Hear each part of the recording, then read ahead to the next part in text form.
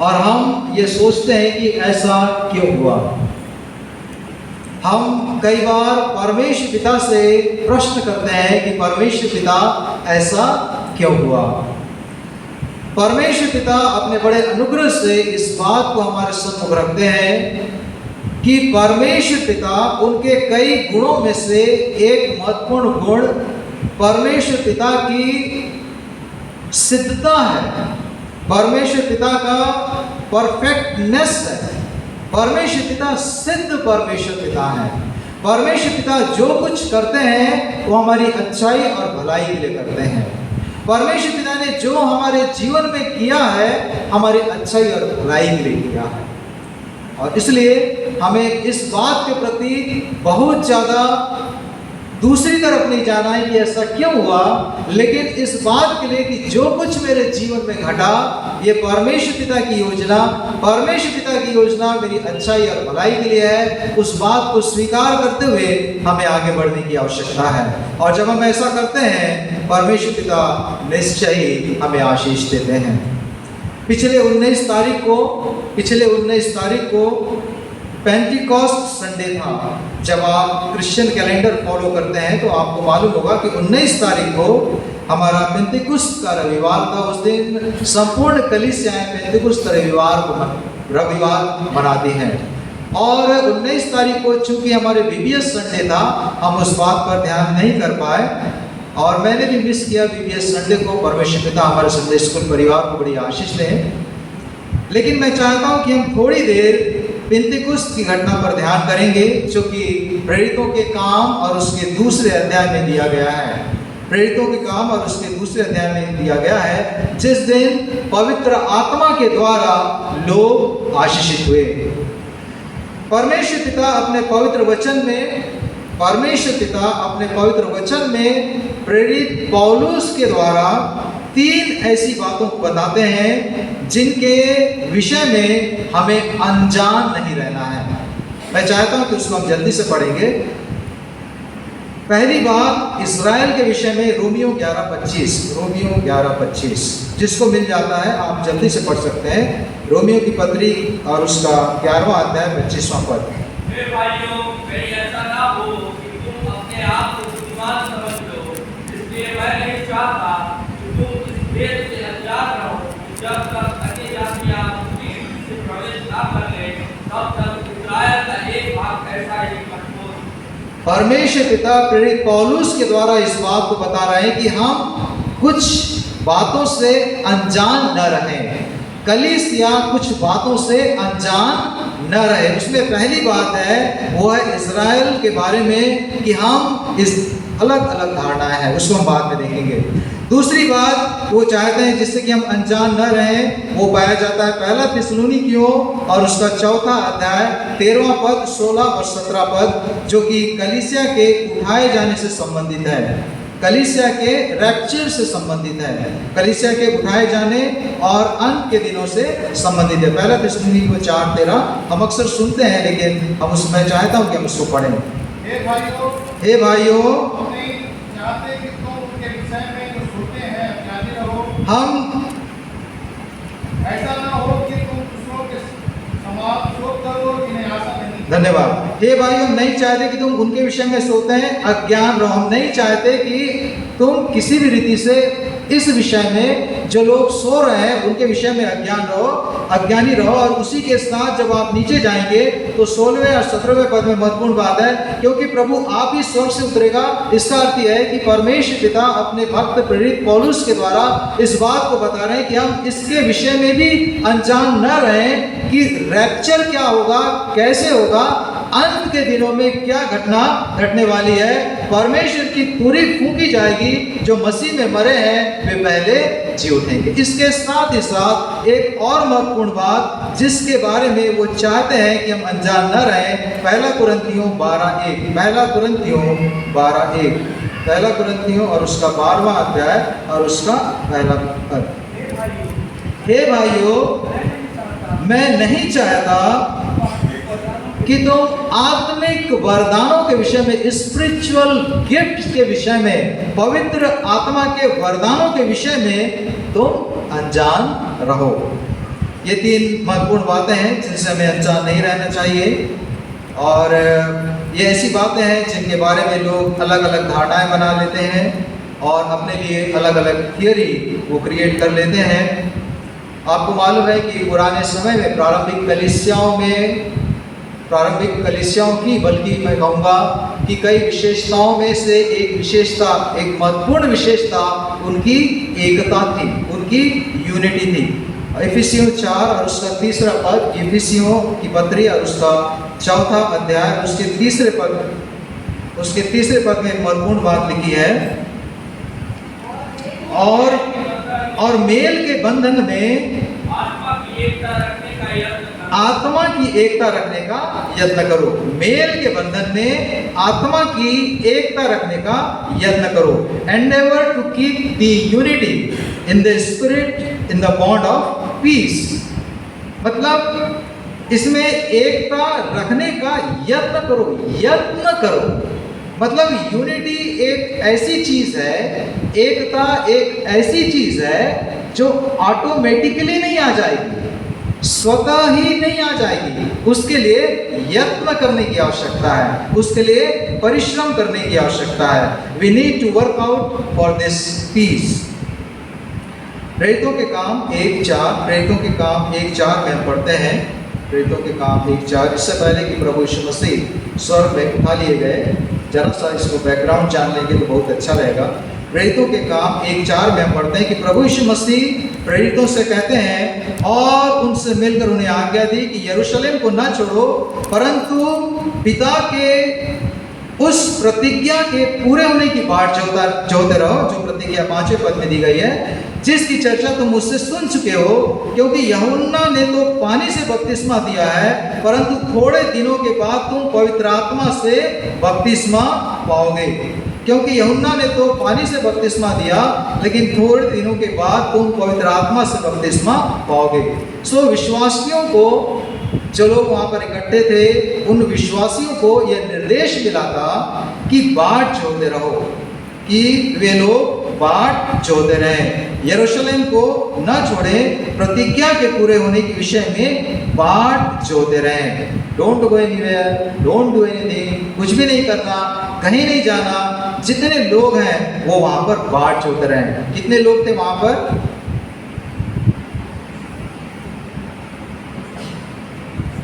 जी हाँ, 15वें पद में दिया है। वहाँ पे कितने लोग थे? और उन्हीं पतरस भाइयों के बीच में जो 120 व्यक्ति वहाँ पर इकट्ठे थे, और इन सबों ने प्रभु यीशु मसीह पर विश्वास किया, प्रभु यीशु मसीह को जीवन दिया, उसके डिवोट ये फॉलोअर्स थे। और इनसे ये कहा गया था कि वहाँ पर वेट कर। 120 एक महत्वपूर्ण संख्या है, ऐसे ही नहीं आ गया, ऐसे ही यहाँ पे नहीं लिखा है। जेविश रिलीजियस लॉज के अनुसार यदि एक सिनेगॉग को स्थापित होना है तो उसके लिए जो नंबर है वो 120 होना जरूरी है। यदि उसको जेन्युइनली एक बॉडी के रूप में रिकॉग्निशन मिलना है तो 120 होना बहुत जरूरी है, नहीं तो वो सिनेगॉग के रूप में वो स्थापित नहीं हो सकते। मैं चाहता हूं कि इसको इस साइड रखकर आप इस बात की ओर ध्यान दें कि कैसे परमेश्वर पिता ने भूमि की मिट्टी से आदम को रचा। परमेश्वर पिता ने भूमि की मिट्टी से आदम को रचा, अब वो रचना है। परमेश्वर पिता जब तक अपना श्वास उसमें नहीं फूकेंगे तब तक वो रचना जीवित रचना नहीं बनेगी। परमेश्वर पिता ने 120 लोगों को रखा है, लेकिन जब तक परमेश्वर पिता का आत्मा, पवित्र आत्मा जब तक उसमें नहीं आएगा वो कलीसिया नहीं बन सकती। हम आगे जाते हैं। उनसे कहा गया था बोलो वेट करो। और यह सामान्यतः क्या होता है कि जब हम वेट करने के लिए हमसे कहा जाता है तो हम कई बार अधीर हो जाते हैं, कई बार सोचने लगते हैं कि क्या करें, इतना देर हो गया। वहाँ पर भी ऐसे ही हुआ। मैं सोचता हूँ कि यार पतरस जब वो वेट कर रहे हैं तो वो कहते हैं कि क्यों नहीं हम एक काम करते हैं कि एक वैकेंसी है, एक खालीपन है, यहूदा इस्करियोती अब हमारे बीच में नहीं है, उस वैकेंसी को हम क्या कर लेते हैं, फिलअप कर लेते हैं, उसको भर लेते हैं। सो उन्होंने दो को खड़ा किया, आप जानते हैं, यूसुफ को, मत्तियाह को, और चिट्ठियां डाली। और ये भी ध्यान रखने की बात है कि नए नियम में चिट्ठी डालने का ये अंतिम मेंशन है, ये अंतिम बार वो चिट्ठी डाल रहे हैं। वो इसलिए अंतिम बार चिट्ठी डाल रहे हैं क्योंकि इसके बाद पवित्र आत्मा का आगमन है।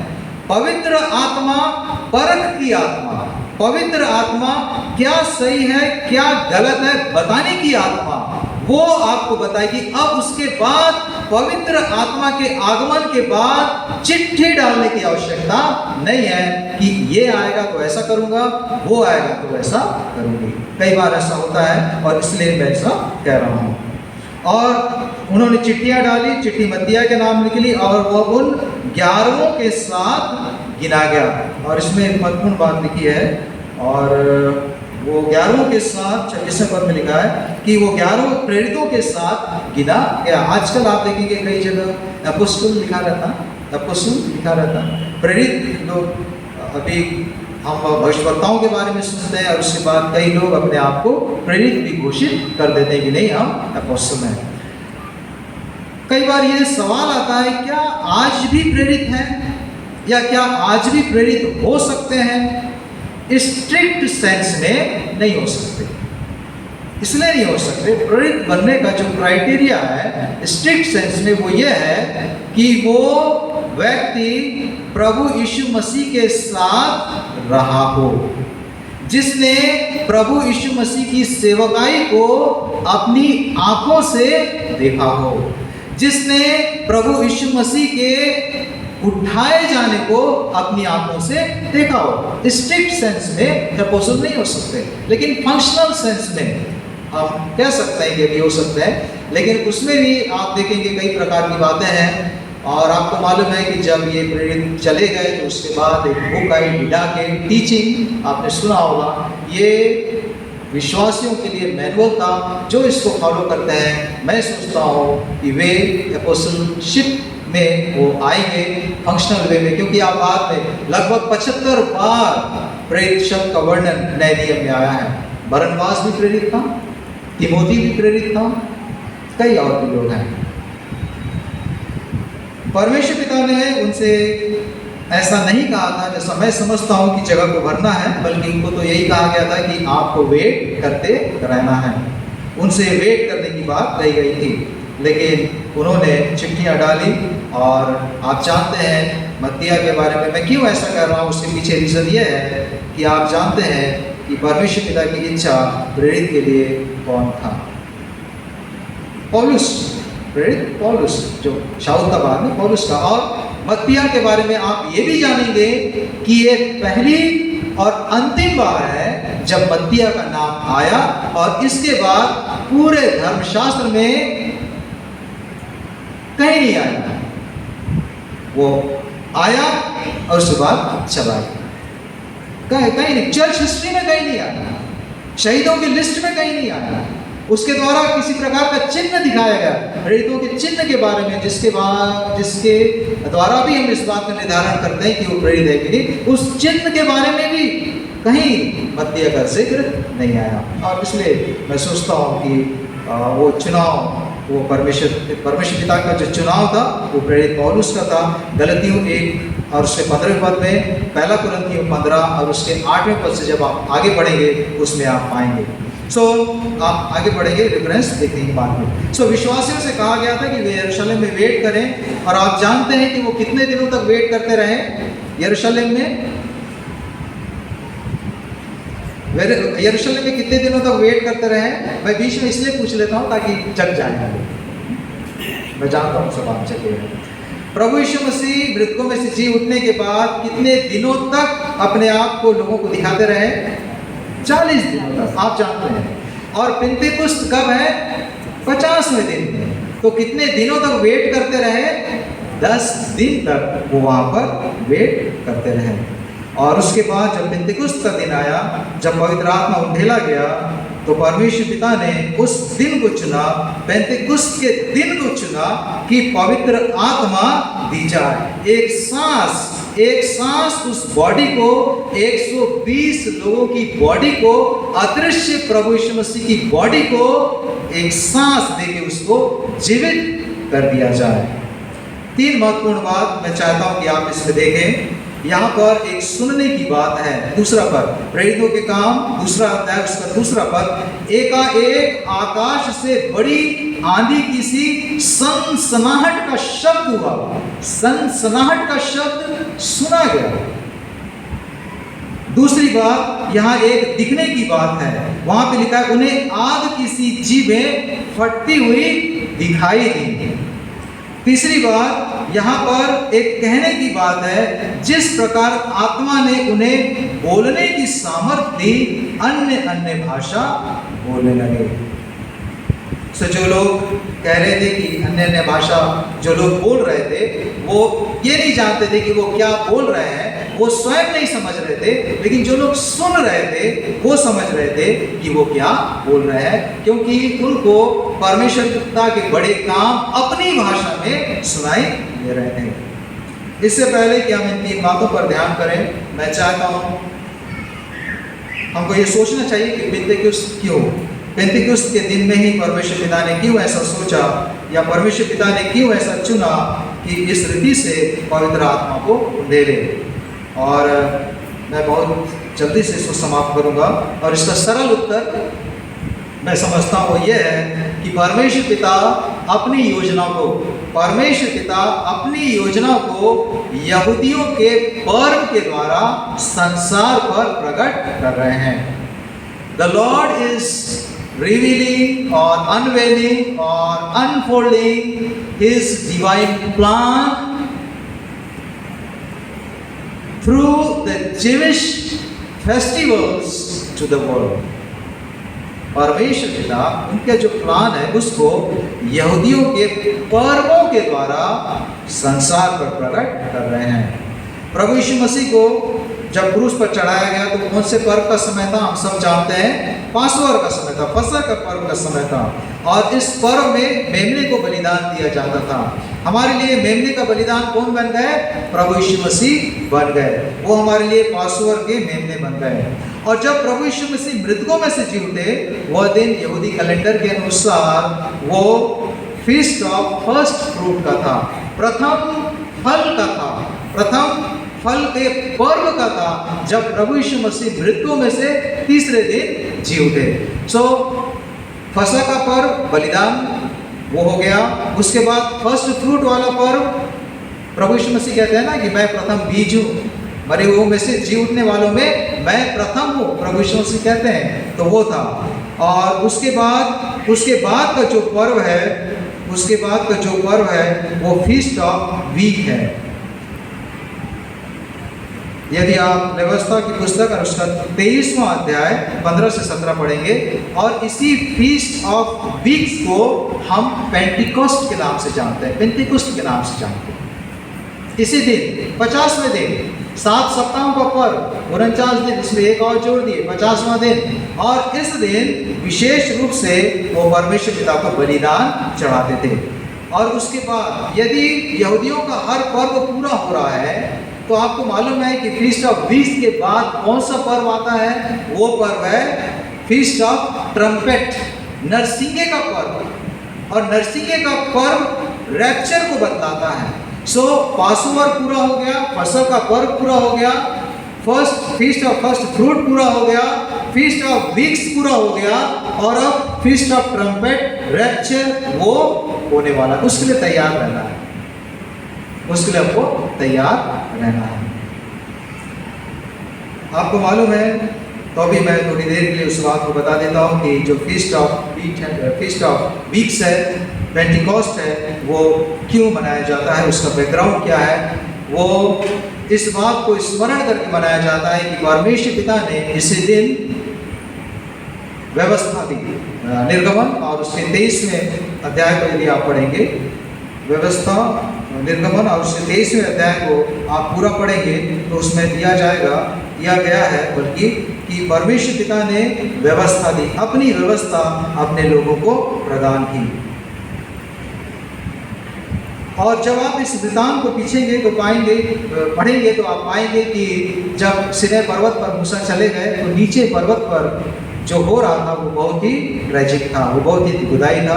वहाँ पर लोग बछड़े सोने के बछड़े को बनाकर, आप सब जानते हैं इसलिए बहुत ज़्यादा उसमें जाएंगे, वो बछड़े को बनाकर उसको दंडवत कर रहे थे, परमेश्वर पिता के तुल्य उसको रख दिए थे। जब मूसा ऊपर से नीचे उतरे उनको बहुत क्रोध आया, वो देखे कि ये क्या कर रहे हैं, क्योंकि परमेश्वर पिता ने उस समय पहली बार उससे कहा था कि तेरे लोग, ये आप वृतांत में पढ़ेंगे, पहली बार परमेश्वर पिता ने इसराइली को तेरे लोग करके पुकारा। कि उन लोग क्यों? क्योंकि वे लोग वो कार्य कर रहे थे जिससे परमेश्वर पिता को घृणा है। और जब मूसा नीचे आता है, देखता है कि ऐसी बात है, तो वो सबको उसमें लिखा है कि पीस डाला और उस गुर्दे को उन्होंने जल पे डाल दिया, उसको उनको पिला दिया। और उसके बाद आगे वृतांत में आप पढ़ेंगे कि मूसा एंट्रेंस में, छावनी के निगास में जाकर खड़े हो गए और उन्होंने क्या कहा कि जो कोई परमेश्वर की तरफ है वो मेरे पास आ जाए। और कौन लोग गए उनके पास? सब के सब लेवी वो मूसा के पास चले गए और मूसा ने कहा सब अपने जांघ पर तलवार बांधे और घूम कर सबको घात करें। मैं चाहता हूं कि उसको हम पढ़ें। 27वां पद, निर्गमन 32 और उसका 27वां पद। निर्गमन, the book of Exodus chapter 32 verse 27। तब उसने उनसे कहा, इस्राएल का परमेश्वर यहोवा यूं कहता है कि अपनी अपनी जांघ पर तलवार लटकाकर छावनी से एक निकास से दूसरे निकास तक घूम कर अपने अपने भाइयों, संगियों और पड़ोसियों को घात करो। और उसके बाद 28वां पद पढ़ दीजिए।